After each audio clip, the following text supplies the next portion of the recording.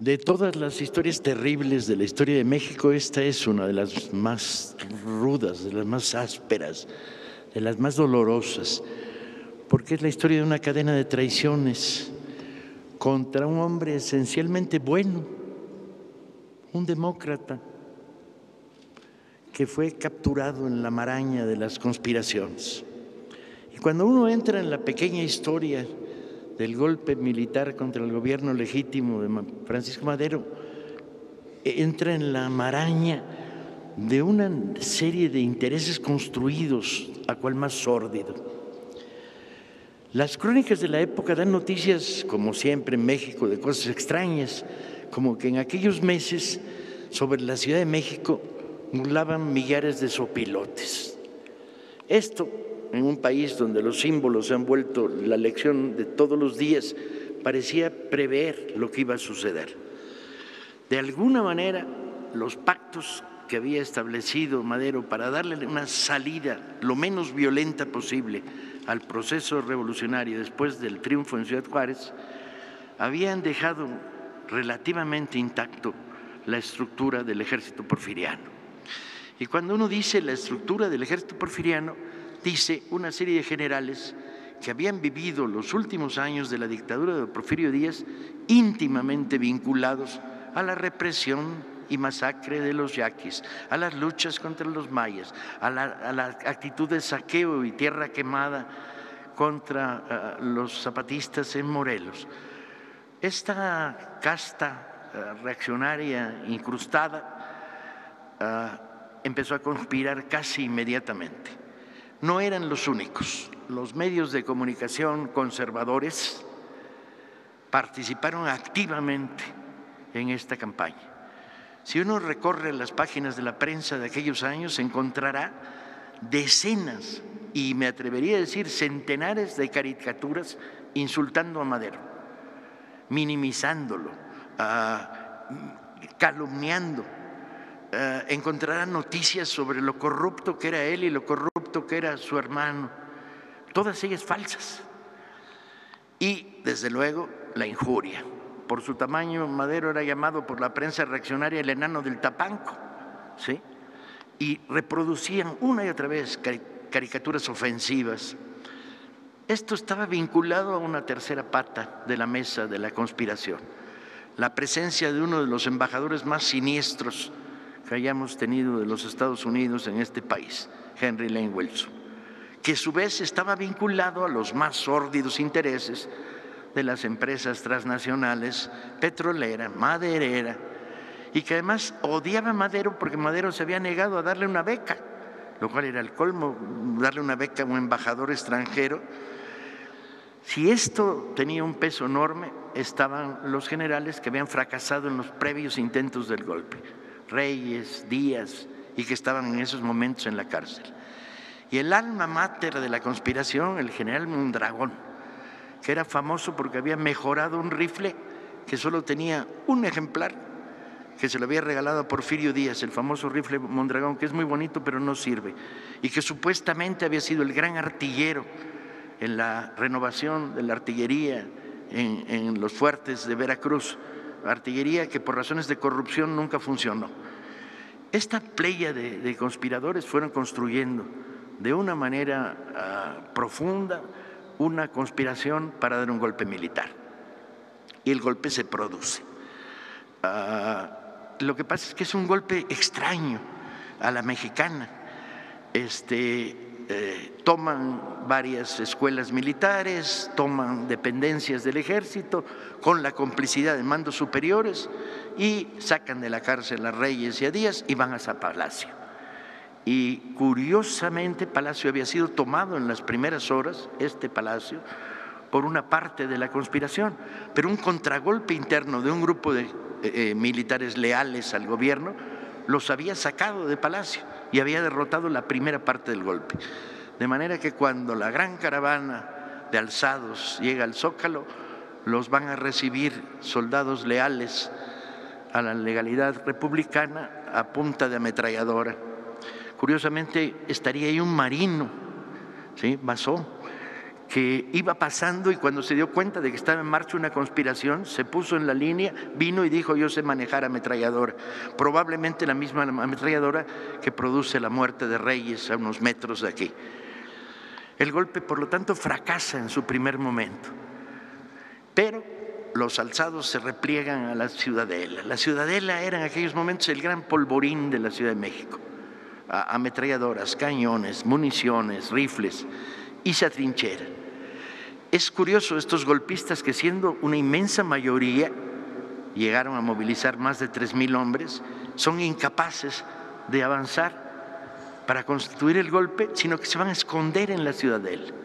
Para esto, Madero, advertido, apela a lo que tiene al lado en el castillo de Chapultepec, son los cadetes, y esta es la primera respuesta brillante de las páginas que nos ponen de buen humor y nos repletan de confianza. Los cadetes le hacen la escolta, le hacen la guardia y avanzan hacia Palacio. No va a ser un avance fácil, van a ser tiroteados en la Alameda por francotiradores y logran llegar a Palacio, donde se restablece el gobierno. Cercan la Ciudadela y se produce la más absurda de las guerras durante muchos días. Madero comete un error debido a su inocencia política y designa a cargo del ejército represor del alzamiento militar a Victoriano Huerta, que estaba en semirretiro en esos momentos, y no a Felipe Ángeles, al que manda llamar porque se encontraba en Morelos y que se hace cargo de la artillería en la represión a los alzados. ¿Por qué Huerta? Su hermano Gustavo, que siempre fue más malicioso que Francisco y tenía una más acerada visión del quién es quién en la política local, le dijo: por ahí no, y mantuvo una profunda desconfianza respecto a Huerta. Huerta va a iniciar un cerco elástico a la Ciudadela, repleto de lo que en el momento se pensó eran errores. Por ejemplo, mandar a las milicias en una carga de caballería contra una Ciudadela repleta de ametralladoras y cañones, que produce la muerte de cientos de combatientes. Y mientras tanto, el subterráneo de la conspiración. Por abajo de la mesa, Henry Lane Wilson, embajador norteamericano, está negociando entre los alzados de la Ciudadela, Mondragón, y Victoriano Huerta. Incluso llega a haber sesiones de la conspiración en la embajada norteamericana, ¿sí? El mundo de la Ciudad de México en aquellos momentos es muy complejo. La Ciudadela empieza a bombardear, pero ¿qué bombardea? Pues bombardea a la población civil. He ahí por qué lo que se llamaría la decena trágica produce tantísimos muertos en la población civil. Y los cañonazos van sin rumbo y sin decisión, y hacen cosas como destruir el reloj de Bucareli o atinar en esa puerta, ¿sí? Por casualidad, ¿sí? Porque desde la Ciudadela la posibilidad de aplicar telemetría más o menos exacta era prácticamente imposible, pero el número de muertos civiles crece todos los días.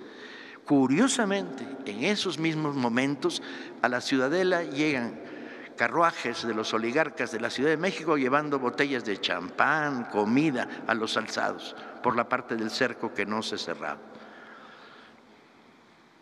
Es un momento verdaderamente terrible, cuando además sabríamos después que el propio Victoriano Huerta, que está manejando la represión al alzamiento, está en contacto y en conspiración con los alzados.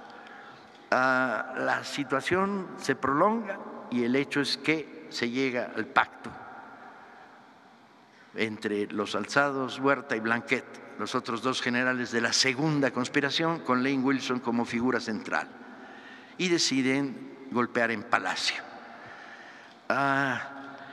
Antes de esto, Madero se entera de la detención de su hermano en una encerrona que produce el propio Huerta, quizá el maderista más odiado por la reacción en México, Gustavo, que lamentablemente hemos convertido en nombre de delegación por las siglas y lo llamamos Gama. Gustavo es uno de los héroes de este país, una de las figuras más limpias, más nítidas de la democracia mexicana, acusado de más de 1000 cosas falsas, y se lo llevan capturado a la Ciudadela donde lo asesinan de manera brutal. 76 puñaladas, golpes de machete, le arrancan el ojo, su cadáver es irreconocible, lo reconoce su viuda por las mancuernillas que trae, porque dejan hecho una piltrafa el cuerpo de Gustavo con este odio de los golpistas contra él.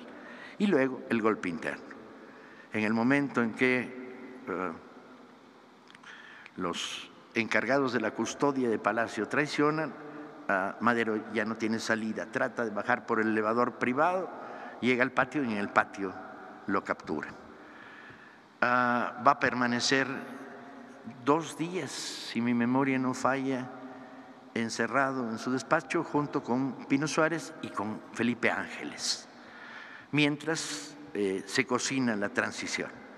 La transición que se cocina es lamentable, con una parte de los diputados perseguidos. Como ustedes sabrán, Huerta maneja una transición en la cual el ministro de Relaciones ocupa el cargo presidencial y luego renuncia, y luego Huerta, siendo ministro de Relaciones, pasa a ser presidente en funciones. Hay una conspiración positiva, digamos, por parte de algunos embajadores tratando de que Huerta no asesine a Madero, sino que lo dejen salir al exilio, y avanza. Pero en la mente de los generales conspiradores, la idea de que Madero salga de México se les plantea como el terror a que esté fuera del país, probablemente dirigiendo una reconstrucción democrática, y se toma la decisión de asesinarlo. Son llevados en un día como hoy, en una noche como la de hoy, a la parte de atrás de Lecumberri, colocados frente a una pared y fusilados. Luego, como siempre en este país y con ayuda de los medios informativos, se dirá que trataron de fugarse. Ángeles se salva milagrosamente, básicamente porque Huerta tiene miedo a fusilar a un general ante la oposición o posible oposición de otros generales, y será condenado más tarde al destierro, del que regresará para sumarse gloriosamente con la División del Norte de Pancho Villa. Sobre el cadáver de Madero se produce, y de nuevo esta sensación de así es México, una peregrinación laica. Los habitantes de la Ciudad de México, porque el cadáver queda tirado durante horas en el costado de Lecumberri, los habitantes de la Ciudad de México llegan a ver el cuerpo. Y se producen estos gestos semirreligiosos de tocar la sangre y mancharte tu ropa con la sangre del presidente muerto. Huerta cree tener dominado militarmente el país. Todos los generales activos aceptan su nombramiento, excepto Ángeles, que va rumbo al destierro. Y en 10 días hay más de 200 levantamientos civiles de milicias a lo largo y ancho de todo el país, sobre todo en aquellos lugares donde las milicias se habían construido en las fuerzas que triunfaron en la revolución contra Porfirio Díaz. Y hablamos de San Luis Potosí, de Chihuahua, el nuevo levantamiento en Morelos, los grandes levantamientos en la zona de Coahuila, los compañeros en armas en Sonora, y nace la segunda fase de la Revolución Mexicana al grito de venguemos a Madero. ¿Qué queda para los mexicanos de hoy en nuestras manos? El sobrio cariño y aprecio por la figura de Madero, un hombre valiente, sorprendentemente valiente, y un hombre que le dijo a su hermano 10 veces, respetemos la legalidad, cuidémosla, mientras Gustavo decía cuidado, o Villa le decía a Madero, ándate con cuidado porque estos curros te quieren matar. Villa, con la sabiduría popular que siempre tuvo, no se equivocaba. Queda su vocación democrática profunda, ¿sí? Queda su entrega hasta la muerte a un proyecto de reconstrucción de la nación, y quedan los brillos y las simientes que estarían en el corazón de los rebeldes del 13 que se levantan para tirar la dictadura de Porfirio, de Victoriano Huerta. Conmemorar es hacer historia, pero conmemorar no es hacer historia de placas de calle, de estatuas, de paredes, es verlo Madero, chaparrito, débil, extremadamente valiente, bajando del elevador para enfrentarse a los soldados sin armas. Es verlo encerrado en un cuarto ahí con 3 catres donde dormían él y Pino Suárez. Y Pino Suárez decía, nos van a matar seguro. Y Madero decía, no, no, no. Queda nuestra relación emocional con el pasado. Queda nuestra vocación de ver en Madero, en Francisco y Madero, la siembra de futuros mejores para vivir que han hecho ellos y millones más de mexicanos construyendo un país mejor. Rendir homenaje es contar la historia. Es que cuando tienes a un chavito de 10 años enfrente, le puedas decir, no, Madero no es un hombre de calle, o bueno, sí es un hombre de calle, pero míralo, el bigotito, esta mirada límpida, incluso sus extraños devaneos consultando a Kardec en las noches, su condición de vegetariano, que a mí siempre me preocupó mucho, a mí y a Villa. Cuando Madero invita a Villa a cenar, le da cena vegetariana y Villa dice, no, ¿a dónde vamos con como presidente de la República? Capaz si se baja del burro del maderismo. Y cuando Madero le explica su condición de visionario, etcétera, Villa lo gana y lo convence. Pero sobre todo lo gana el que Villa tenía un detector de mentiras y Madero lo pasó sobradamente.